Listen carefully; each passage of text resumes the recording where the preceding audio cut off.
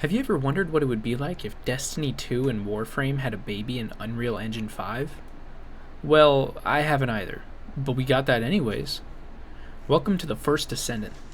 This is a semi-open world, co-op, role-playing, third-person looter-shooter action and adventure game. Kind of a mouthful. As stated, this game was made in Unreal Engine 5, and man, I gotta start by saying, the game looks monumental. Like, in general, not talking about anything specific, of course. Before I get further into the video, here is a timestamp of the end of the video where I will quickly list all of the major points of the game, good and bad. The only problem with this game being so detailed in Unreal Engine 5 is the demand it puts on your system. Since it is tied to the subject, I will just start with the negatives and get those out of the way. The game does not run perfectly on budget PCs. I have an Intel Core i5-8400 with the GTX 1060 3GB graphics card. All of that accompanied by 16GB of RAM. I would consider that a budget PC, but capable of playing most games. And before I forget, I was running the graphics at low. Now my PC did play this game, but it would get pretty hot and a little slow at times, especially when there was a mass number of enemies on my screen. I also played the game on my Xbox Series X, which actually ran decently smooth. Again though, when there was a mass number of enemies on my screen, I did start to lose frames. My friend that I play with was using his Xbox Series S, and let's just say it did not perform so hot on there. He would have multiple crashes while playing the game, and even on specific missions at precise periods. Clearly the beautiful graphics and physics come at a price. Hopefully the game could just use a little more optimizing to solve some of these major issues, but I don't think it's just the game being poorly optimized. On to another negative that is not so bad. The servers. They were not the greatest. However, they did work, unlike some games. Don't get me wrong, the servers were not horrible, the game was still playable, but we would have frequent lag spikes, and sometimes the server would freeze for a few seconds. Now this was a beta, so this is to be expected. As long as the servers are addressed and fixed when the actual game releases, I don't see this being an issue. The Descendant issue. I think most of the Descendants seem fun, and I had a good time playing most of them. The only Descendant I played that I think needs a little work is Freyna. This is not because I don't think she's fun. I actually do think she's fun. But two of her abilities are practically the same. So Freyna is a poison damage character, and two of her abilities are just poison puddles. It seems a little lazy to just kind of make two of the abilities practically the same thing. One's just a little better. Another character that had some minor issues but I didn't get to play was Glay, but it's actually kind of the reverse. I saw some pretty broken builds with her. I could be wrong on this, but it seemed like people were doing some buffs where when you're at 1 health, all of your multipliers are up, so you do intense damage.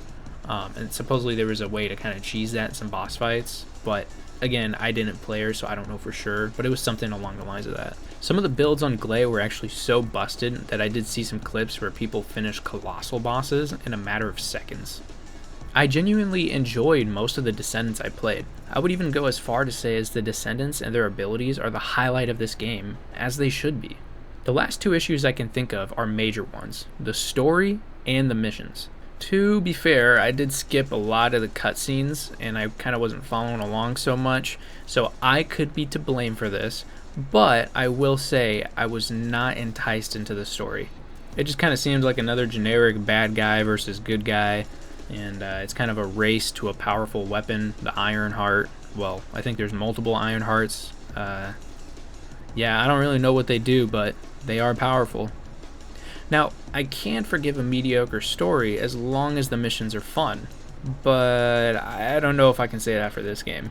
The main quest just has you traveling to each region across the map and doing the equivalent of Destiny patrols.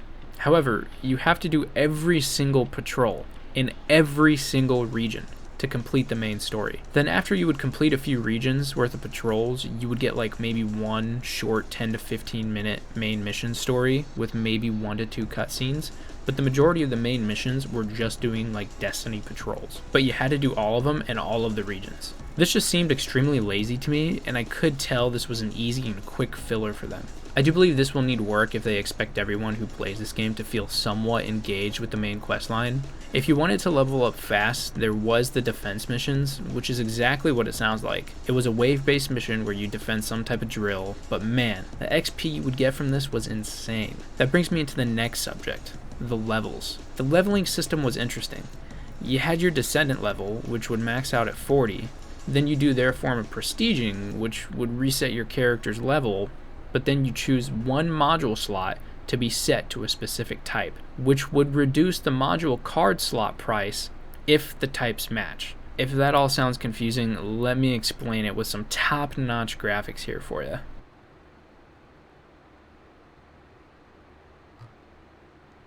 Okay, so let's get into the actual modules. So I believe it's 12 modules that your Descendant module. Doesn't matter. 6 modules.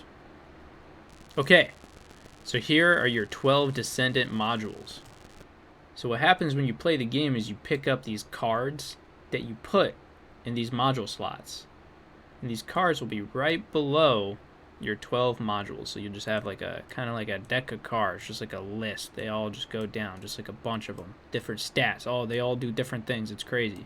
And then you're killing enemies to collect modules, and you're getting the modules to increase your stat. To increase your stat, you then can kill higher enemies. And when you kill the higher enemies, you get better modules. Those better modules you upgrade, and you get better stats, so you can kill even better enemies. And by better, I mean stronger enemies, harder enemies, and you get better loot. Yeah, so that's just a looter shooter. Anyways, so you'll get modules like this. It's like +2 electric damage. Let's say that writing says electric damage. Oh, fuck. E, +2 electric damage. So if you're playing Bunny, you want that electric damage. Now, this card is going to have a type to it. And the type is going to have a little fucking icon. I'm not going to go through the actual icons. I'm just going to make up one. This one is star icon. And these are the types. Now, all of these modules for your base Descendant, where you have no modules equipped to it, they're just empty module slots. When you level up your Descendant to 40, you get a prestige, and then pick a slot to have these types. And these types are all different types. So let's say star, an F, a plus sign, a circle, all these different types, right? So no types at the start, but you level to 40 and prestige, and you put one type on one module slot. And when you do that, when you mix the card with that slot, the energy it costs to hold that card, because all these cards cost something. So let's say this electric card costs 10 energy.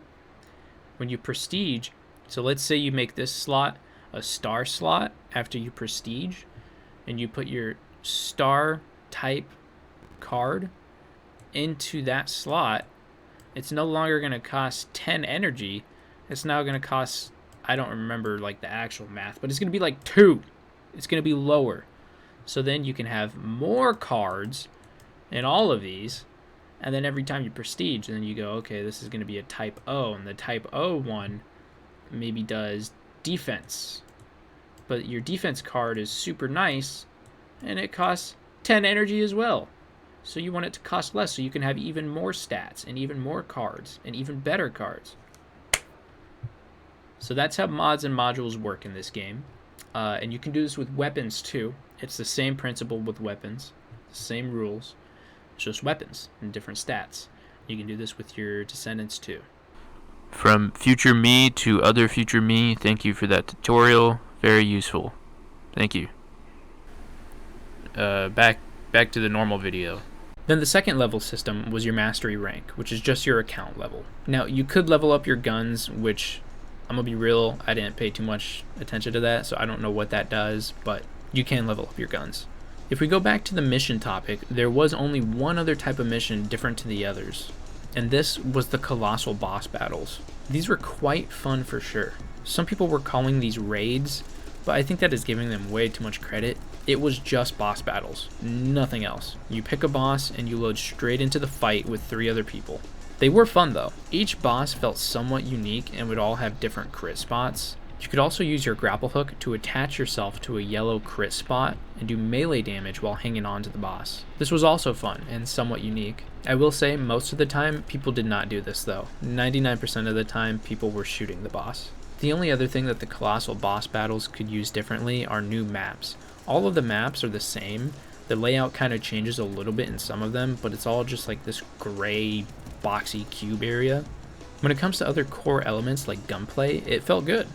Guns felt responsive most of the time. Some felt way weaker than others. Recoil felt balanced all around. Some guns could use a little more balancing. The grapple hook could use some work though. It seems to zip you straight to the spot you click on, which makes it hard to swing with it. I understand that is not the point of the grapple hook, but limiting the grapple hook to mainly being used for mantling up to high places seems like a bit of a waste of utility. I just wish there was more with it. I wish there was more mobility with it. I wish you can swing and then maybe like slide after. The skins and character customization are also great. I just hope they don't lock all of the cool stuff behind paywalls and online shops. Now I do get they have to make their money, but I'm just saying I hope like you can earn some of them, and I'm also hoping you don't have to buy the color yellow. Now I am nearing the end of my video, so let's get into the quick list. Bad thing list. Grapple hook needs work. Main missions, boring. Story, meh. Not a lot of mission variety. Hardware requirements are not budget friendly. Barely works on Xbox Series S. Some Descendants could use a little work, but most are great. Servers, meh, but not bad for a beta. Good things list. Graphics are amazing. Gunplay feels great. Movement is pretty smooth, especially if the grapple hook was fixed. Descendants are extremely fun. Perk system is interesting. Colossal battles are dope. Character customization is awesome. Crossplay and cross-save in a beta. Wow. Now that you've heard some of my notes and you've heard some of my takes, what do you think about this game? Did you get to play the beta? Does the gameplay look fun? Is this a game that you think you'll play when it fully comes out? For me, I definitely think I'll try it when it comes out. I don't know if I'll see myself playing this all the time, but I'll definitely try it on full release. But yeah, hope you enjoyed the video.